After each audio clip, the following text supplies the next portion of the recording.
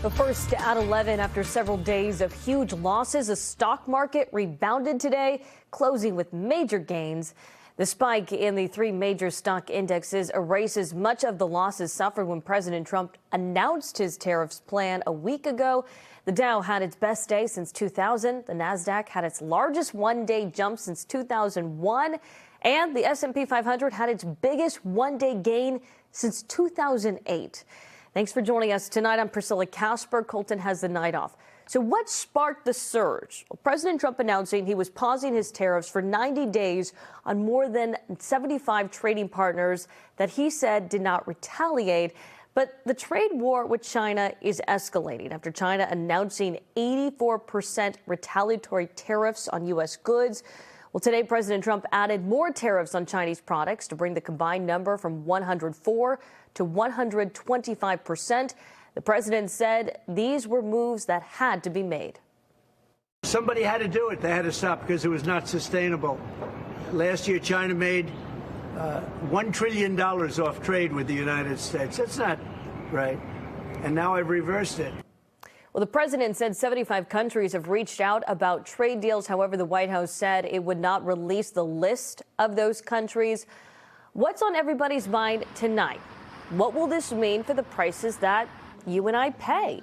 Our NBC 10's Jericho Tran joining us live from Brookline with more on the impact to your bottom line. Jericho.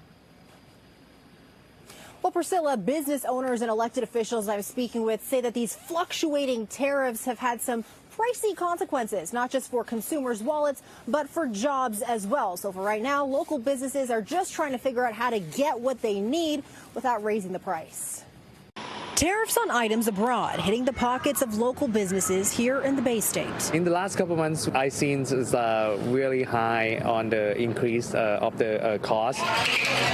Threatening to shake up costs for patrons at restaurants like Mahaniam here in Brookline. If it's continue growing a lot like this, I might have to send a signal to the customer or tell the customer that we might have to increase the price. The Thai restaurant imports key ingredients like pork and coconut milk to create main dishes on the menu. It's just really specific on the products, so it's really hard for me to change. I cannot substitute anything with coconut milk. President Donald Trump placed a pause on reciprocal tariffs for 3 months, restoring rates for most countries back to 10%, excluding Mexico and Canada, who still experience 25% tariffs. Some of them from Canada, which is the cost is going up already. It's a 20%. Tariffs on China now increased from 104% to 125% after the country announced retaliatory tariffs against the United States. It's kind of like we're playing a game of chicken with China or tit for tat, where it's like, oh, you're going to raise a tariff. I'm going to raise the tariff this much. No, I'm going to raise it this much.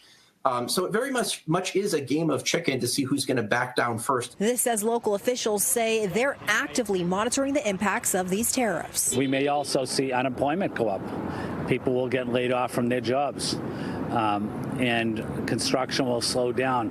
So I think all of those issues we're going to have to factor in as we discuss Boston's budget that was just released today.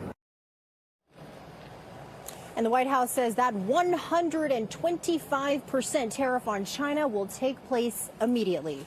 In Brookline, Jericho Tran, NBC 10 Boston.